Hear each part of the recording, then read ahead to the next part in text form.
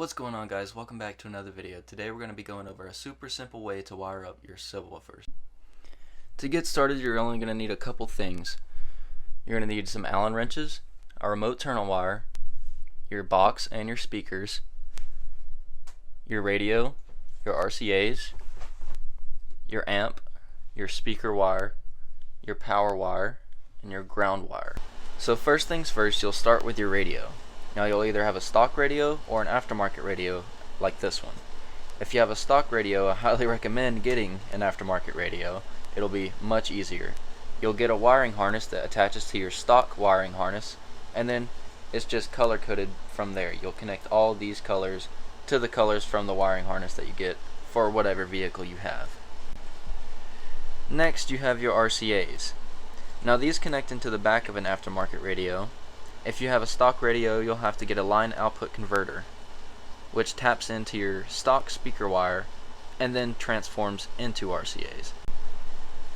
If you do have an aftermarket stereo, then it'll have little connectors on the back here, one left and one right, and you'll just plug in the RCAs into each one of those, and then you'll run that through your vehicle and into your amp. Your amp will have the same on the other side, left and right. Make sure you get those colors correct. It'll make your audio sound way better. Next, you'll obviously have to have power for your amp.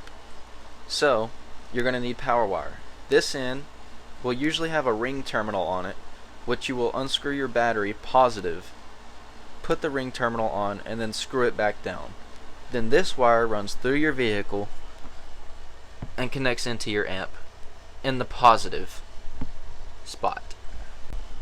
You'll also have to ground your amp somewhere, so you're going to need your negative wire, which is going to come out of the negative spot on your amp, and then you want to grind down to some bare metal on your vehicle, and then get some self-tapping screws or something and just screw it right in there.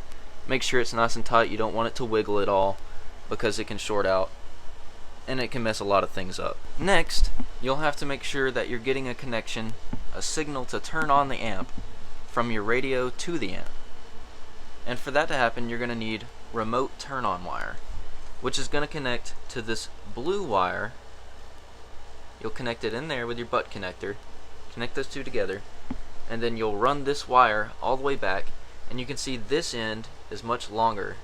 You want to shave more of this on because you have a very tiny slot right here that you need to put this into, and you want to make sure you have plenty of wire in there, because this wire is very fragile and easy to come out. And then you'll put it in there, you'll screw that down, and that's good to go. Next, you have your speaker wire that you have to run. It's going to come out of the two speaker terminals on your amp, one positive and one negative. Now they will come out and they will run into the back of your sub box. You'll have a little slot right here that has two terminals on it, one positive and one negative.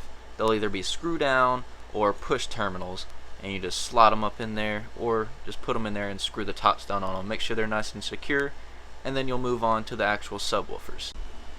Next, you'll move on to your subwoofers themselves. The wire that you've connected to the back of this terminal will then move on to the inside. The inside of this will already be pre-wired with a positive and negative wire. You'll then connect those two wires to your positive and negative terminals on your subwoofer itself. Now, you can either have a single voice coil or a dual voice coil.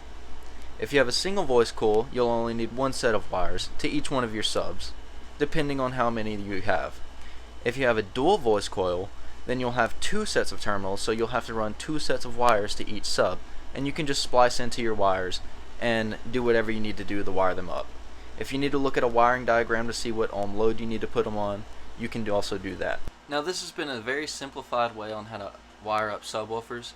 So I know there's a lot of things that you may not understand, and if you have questions about those things, please leave them down in the comments below, and I can go over things specifically if needed.